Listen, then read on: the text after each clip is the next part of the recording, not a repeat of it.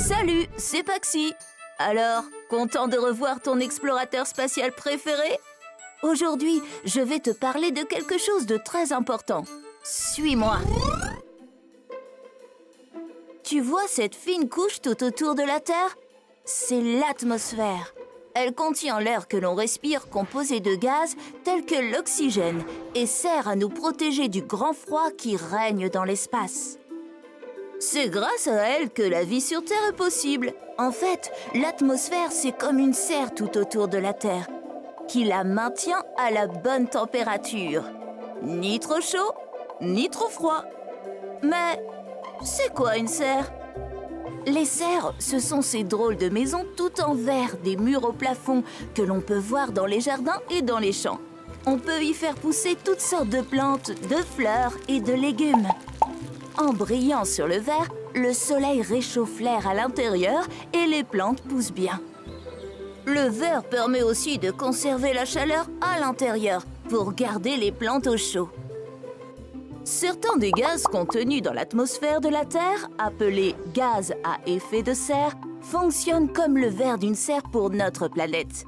Ils laissent pénétrer une certaine quantité de la chaleur du soleil et la maintiennent à la surface de la Terre plutôt que celle-ci ne s'échappe dans l'espace. C'est ce qu'on appelle l'effet de serre.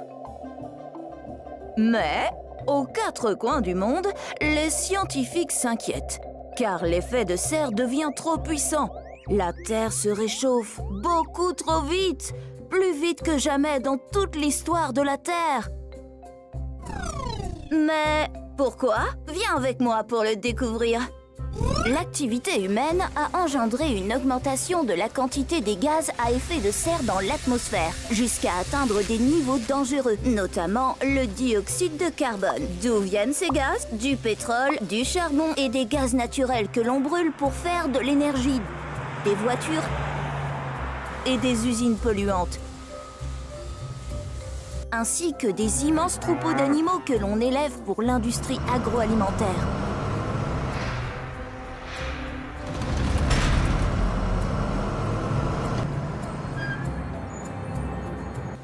De plus, les humains coupent des arbres pour construire des maisons, faire de l'élevage ou cultiver la terre à la place.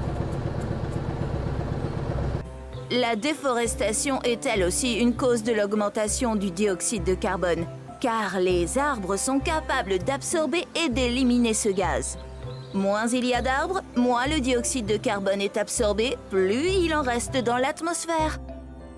Tout ce dioxyde de carbone amplifie l'effet de serre, qui empêche la chaleur de sortir de l'atmosphère et fait que les températures montent toujours plus sur Terre. Quelle est la solution à ce problème? Ce qui est bien, c'est que de nombreux pays travaillent coude à coude pour inverser la tendance et réduire leur émission de dioxyde de carbone. Ce qui est encore mieux, c'est que tu peux aussi nous aider.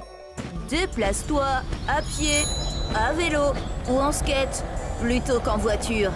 Ne gaspille pas l'eau potable, car en produire demande beaucoup d'énergie. Éteins ta tablette, ton ordinateur et la télévision quand tu ne les utilises pas, et éteins les lumières quand tu quittes une pièce. Débranche. Et surtout, recycle tout ce que tu peux. Tu peux faire une différence. Alors, aujourd'hui, on a appris que l'effet de serre rend la vie possible sur Terre. L'activité humaine a augmenté la quantité de gaz à effet de serre, surtout le dioxyde de carbone.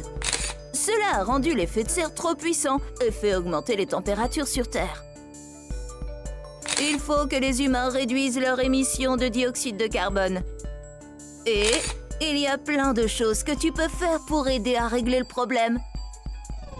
À bientôt pour une nouvelle aventure!